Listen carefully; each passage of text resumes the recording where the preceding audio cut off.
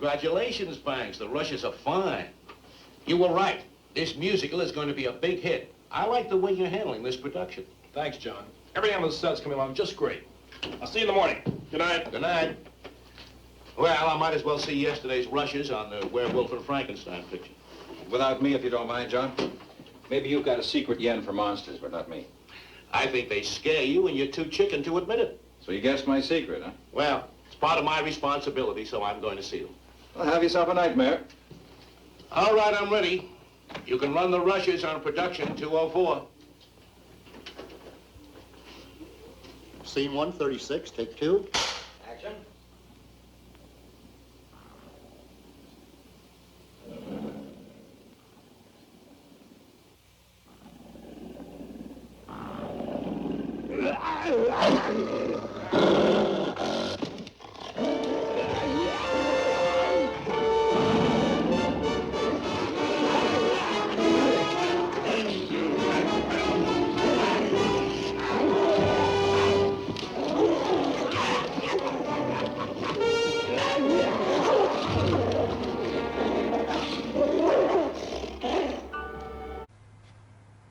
The children of the night.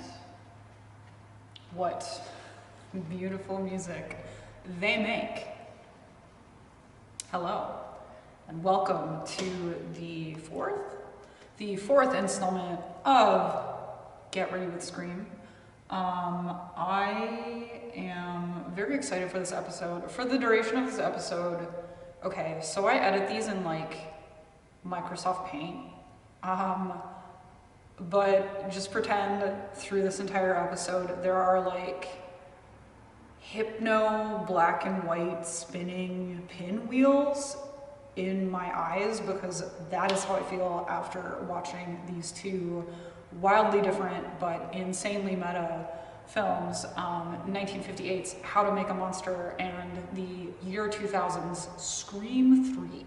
So I don't have a super cohesive plan for my look today. I'm thinking, you know, it's pretty close to Halloween when I'm filming this, and I'm thinking monster. After watching How to Make a Monster many times for this project, I'm raring to look like the Wolfman, my hero, the Wolfman. That's what I wanted to be when I grew up, when I was a small child. Was the Wolfman. I did have a job in high school where I had to dress up in a full gorilla suit, and that's the closest I ever got to realizing my childhood dream until now. 1958's How to Make a Monster. If you check the credits on this movie, it's this sort of like honestly, doing the research for this movie, I felt like one of those an FBI agent in a crime show where I have this like huge chart with like the different elements with pieces of yarn connecting them. That's how I feel when I look at the credits for this movie, because it's like it seems like this crew has connections to just like every shitty 1950s like horror sci-fi movie ever made. Like, it's pretty impressive, actually. Props from Paul Blaisdell, who did the SFX for a bunch of horror and sci-fi, like really cheapy, like B movies in the 50s. The director, Herbert L. Strock, did a bunch of 1950s B movies, and he, oddly enough, was also an assistant editor on Ingrid Bergman's Gaslight in 1944. Who knew the highest profile credit of his entire career would have happened when he was like a kid, just assistant editing this random movie that turned out to be a timeless classic. Philip Shear, who did the makeup for this movie, did the makeup and SFX for a bunch of really cool B movies. Two of the movies that How to Make a Monster references in movie I Was a Teenage Frankenstein and I Was a Teenage Werewolf. He did the makeup for both of those. Yeah, a lot of like movies with that kind of energy. And also the makeup for like, I haven't seen any of these movies, but like they sound amazing. Like Riot in Juvenile Prison, Unwed Mother, like come on. Herman Cohen, who wrote the movie, yeah, like his credits are pretty interesting. He also did, I believe he did I Was a Teenage Werewolf and I Was a Teenage Frankenstein, and he also did Horrors of the Black Museum, which is another kind of like classic, you know, cheesy, cool B-movie. The story of How to Make a Monster in a lot of ways mirrors the story of Jack Pierce. Jack Pierce created all of the original 1930s and 40s iconic Universal monsters. You know, he's credited with saving the studio. Like the studio was in big trouble in the 1930s, and his makeup looks are largely credited with keeping Universal afloat and keeping people, you know, coming to Universal movies or whatever. And then in 46, he was let go with very little ceremony, and there's like a little bit of contention about the exact circumstances of his termination. There's a theory that he, you know, he was resistant to the use of prosthetics, which saved time and hence money. You know, Jack Pierce likes to, he was famous slash infamous for, you know, painstakingly building up the features of his monsters using like, you know, these sort of like old school methods that were very, very time consuming. But I mean, look, you know, they look amazing. Like his, you know, work speaks for itself. My favorite Jack Pierce monster, I think, is it's the Mummy for sure. The sort of like cantankerous old school genius, you know, terminated from the studio that wouldn't exist without his work.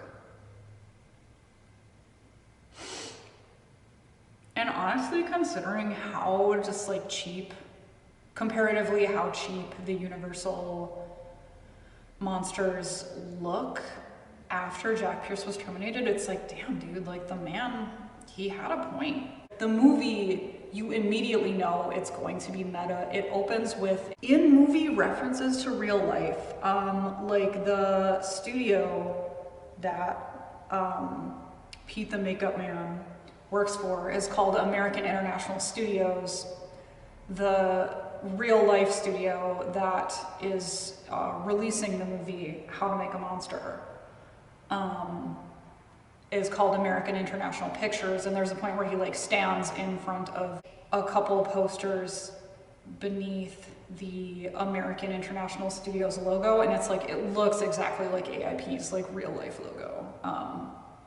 Which is pretty fun. So the movie he is working on when he gets terminated is called Frankenstein Meets the Wolfman, and it involves characters from the real life movies that both came out in 1957, the year prior, I Was a Teenage Werewolf and I Was a Teenage Frankenstein.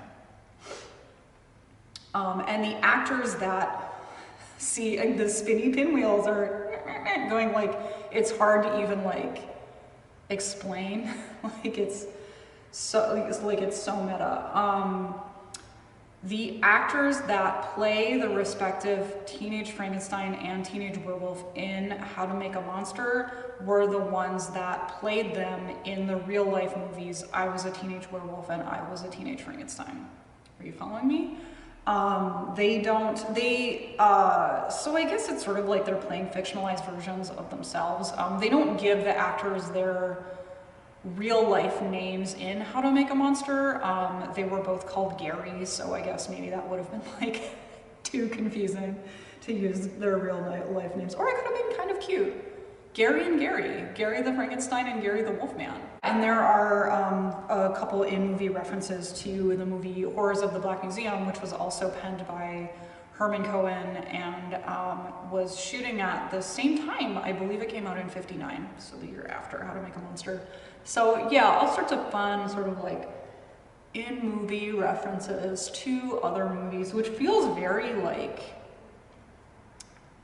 ahead of its time. Like honestly, there are elements to this that do feel very like Scream. Movies about movies from this sort of like era are always like, it's interesting because I feel like it's sort of like the anti La La Land. You know, I mean, the quintessential like 2010s like movie about movies was La La Land, right? It's like, I don't know, like these weird sort of like Hollywood, you know, love letters to itself, or even like to use a reference that's horror and a little bit more current. One Cut of the Dead is definitely like a love letter to, it's not Hollywood, obviously it's Japanese, but it's like a love letter to films and filmmaking, and it's like all of the iconic movies about movies I can think of prior to like 1980 are like really mean. You know, thinking about like The Bad and the Beautiful through to like Sunset Boulevard, all the way up to like Day of the Locust, which like if you haven't seen Day of the Locust, it's like damning. Like Day of the Locust is like really one of the most fucked up movies I have ever seen, and yeah, it's totally like, you know, a film about filmmaking, and also where the name Homer Simpson originally comes from. So in Day of the Locust, where Donald Sutherland literally jumps up and down on a child until he gets crushed to death, and then a mob attacks him and physically tears him apart. It's like insane. It's the most like messed up movie I've ever seen. Anyway, but yeah, like I feel like How to Make a Monster definitely deserves a place in those movies, those like mid-century movies that are just like, you know, poison pen letters to the sort of like Hollywood studio machine, because it's like, you know, Pete the Makeup Man, like, you know, when they come in to fire him, it's like they have new studio execs and they basically just storm into his studio that he's had for 25 years and just tell him that he's through in very like blunt terms. And they offer him like a week's severance pay, like he's been with the company for 25 years. And then, you know, Pete the Makeup Man sort of like, you know, has this conversation with these studio execs who are just extremely disrespectful, and, you know, Pete's monsters saved the studio 25 years ago, and they're not, you know, it doesn't matter. There's no loyalty. Yeah, and then Pete offers this wonderful apologia for horror movies. Like, you know, we never forget our childhood fears. For some people, horror movies are like therapy. You know, this basically sort of, this argument that horror movies are cathartic and like important and like do something, you know, have some sort of like functional purpose for the psyche, and the studio execs, you know, roll their eyes at him and say, oh, people just want to see music, gorgeous cows. Pete's plan for revenge is to put ingredients into his makeup that will cause the wearer to basically do whatever he says. So he puts this makeup on the actors playing the respective Teenage Frankenstein and Teenage Wolfman, and makes them kill two of the studio execs and a security guard. And the first studio exec death is really satisfying because he gets murdered by the Wolfman while he's viewing the rushes for the Wolfman movie. Like it is, and it honestly, I mean, you know, obviously like none of these movies are frightening in any way, shape, or form. And I say this as like a huge coward. Like it's funny how cowardly I am for somebody who's obsessed with horror movies to the extent that I am. But it is very startling in the movie when, you know, you are watching the studio exec watching the rushes and the Wolfman's like claw just shoots up from behind the theater seat and just like grabs him. Like it is a kind of like moment. So the makeup in How to Make a Monster, honestly, as these kinds of movies go, the makeup is pretty all right. I definitely like the teenage werewolves look a lot better than I do the teenage Frankenstein. The teenage werewolf, you know, it's not quite like Jack Pierce gluing yak hair to Lon Chaney Jr. It's not quite that level, but like it looks pretty good. The teenage Frankenstein is kind of like, he basically just looks like he has a full sort of like hood mask dealio going on. Like it really just looks like he just like took the teenage Frankenstein head and like, well, so it looks kind of crummy. But I mean, whatever, it's fine. The cops in this movie are really interesting. And again, there's this like funny sort of like parallel to Scream 3 because it's like the cops are also movie obsessed and super meta. Like they reference the morbid Hollywood tradition of death in threes. At one point, one of them has the line, Hollywood executive murders are all well and good on the screen, but they're no good in real life. Like, but it's like we're watching. It just feels very like knowing. Like the cops in this movie feel very, very knowing and very like meta. Pete the Makeup Man is a really compelling character. I really like him a lot. He has this sort of like deep-seated philosophy when it comes to his work and with horror movies. Like I mentioned, the apologia he made to the studio execs for horror movies from a psychological standpoint. In the first scene of the movie, he says, you know, the teenage Wolfman actor is sort of like a little bit nonplussed at his appearance when he first looks in the mirror as the Wolfman. Like he finds it very jarring, and Pete the Makeup Man says, the good Lord created saints and the good Lord created sinners. Who can say which is better? Which is so deep. It's such a like deep statement for like this type of movie. That's like the Church of Pete, the Church of Pete the Makeup Man.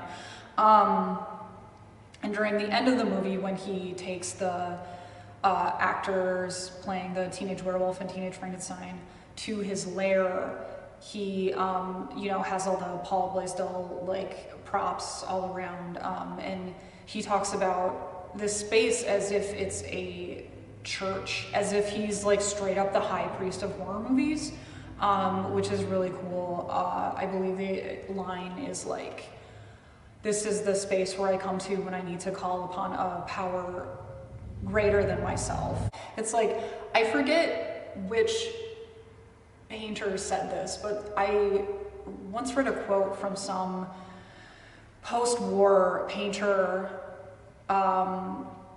talking about, you know, the sort of like fraught psychological process of making art in the wake of World War II and the Holocaust, and he says, we couldn't paint God, so we painted paint. Like it's a statement about like abstract art, and that's almost kind of how I feel about this movie.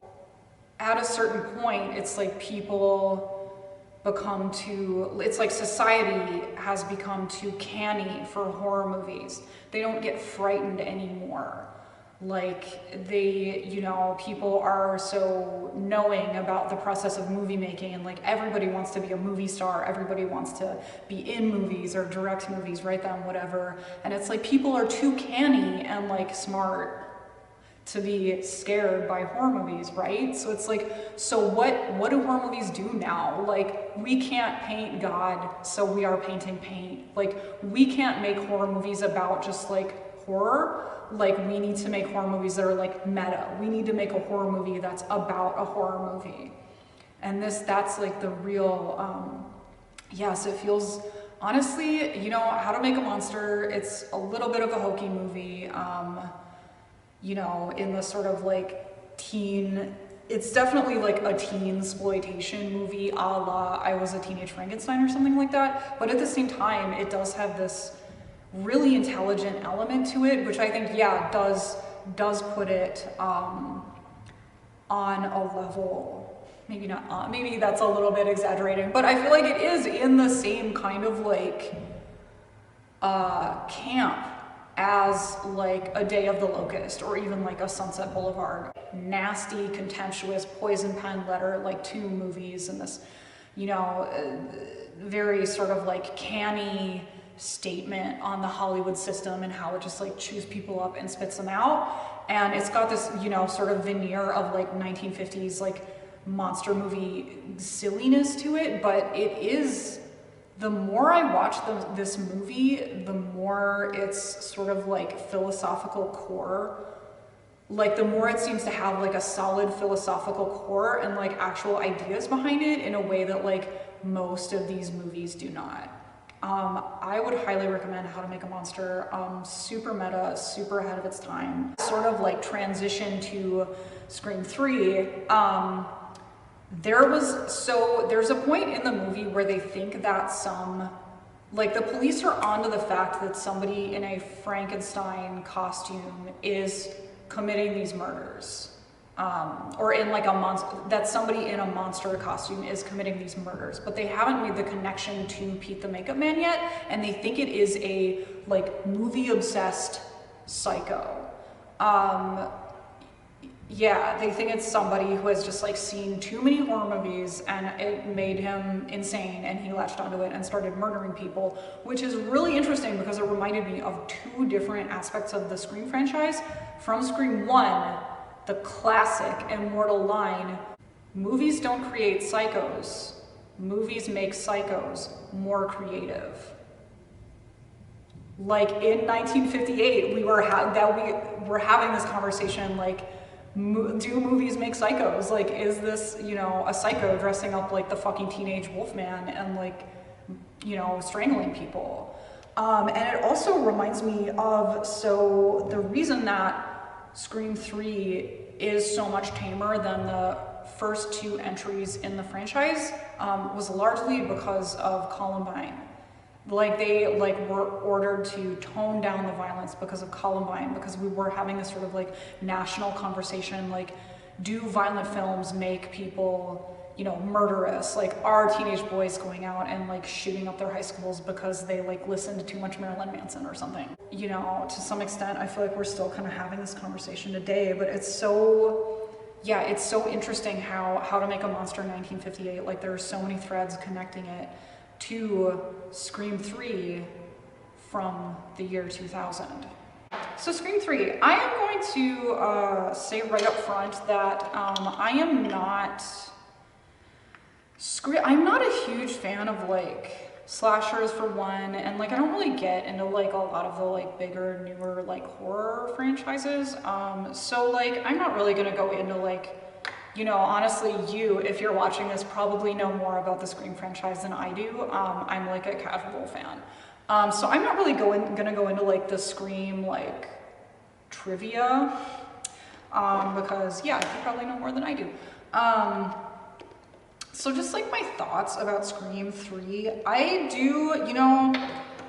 really enjoy Scream 3. I think it is a super underrated movie. Like, it's fun, it's campy, it's self-aware, it's doing something new. Because it's like, who wants a horror franchise that just like does the same thing like over and over again? Like, I like that Scream 3 is like really different, and it's more like, I wrote in my notes like, oh, I want a Scream 3 style, I want a Scream 3 version of Clue the board game. It does feel like, you know, Clue the board game.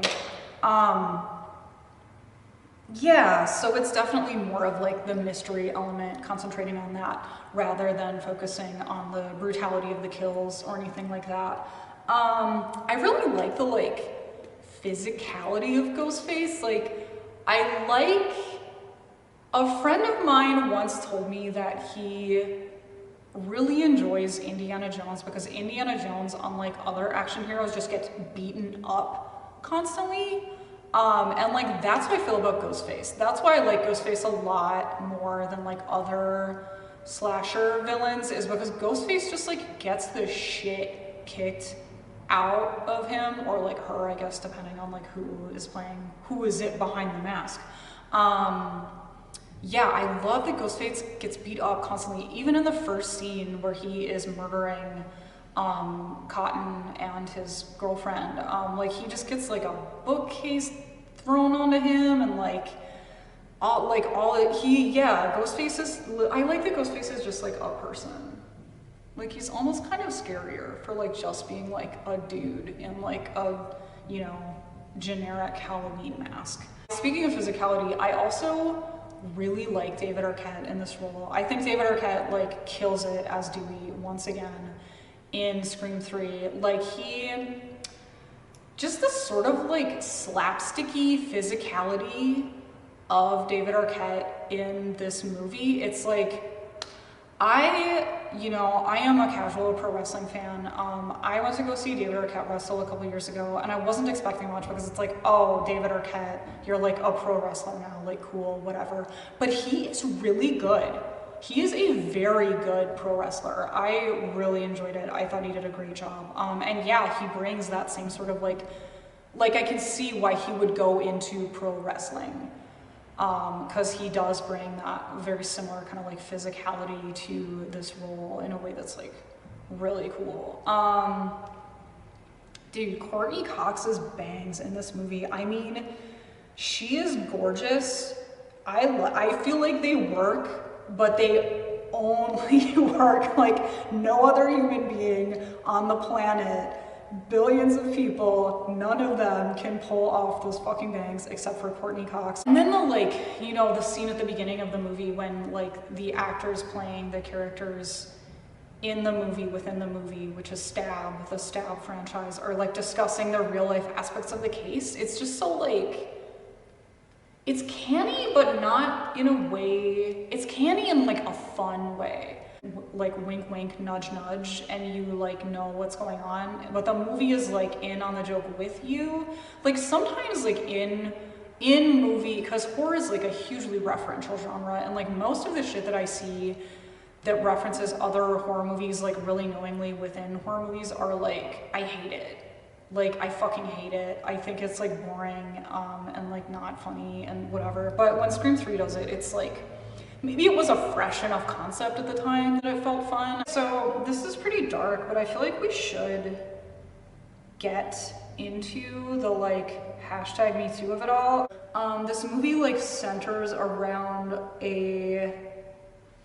basically the catalyst for all, it turns out the catalyst for all of the events in the Scream franchise are Sydney's mom getting raped when she was an actress trying to make it in Hollywood. It's like, you know, she became promiscuous or like became a slut or whatever to deal with the fact that she had been sexually assaulted, to try to like take her body back or whatever, which, you know, catalyzes all of the events. And like, this movie was produced by Harvey Weinstein, and it's like crazy that it's crazy to me that he like allowed, like it's a movie about Harvey Weinstein. I mean, maybe he thought it was funny, like who the hell knows?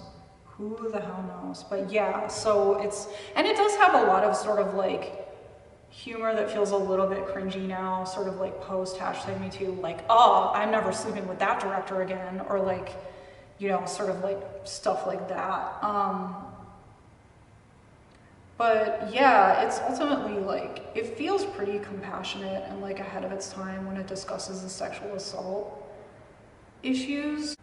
Like it's like, you understand that Sydney's mom, you know, became a slut or whatever because she was trying to like take her body back after being violated, and she has like, you know, she has a reason for all of her problems, like we find out. So yeah, 3 does feel like, you know, a solid continuation of the series. Like it does feel like, it feels whole, you know?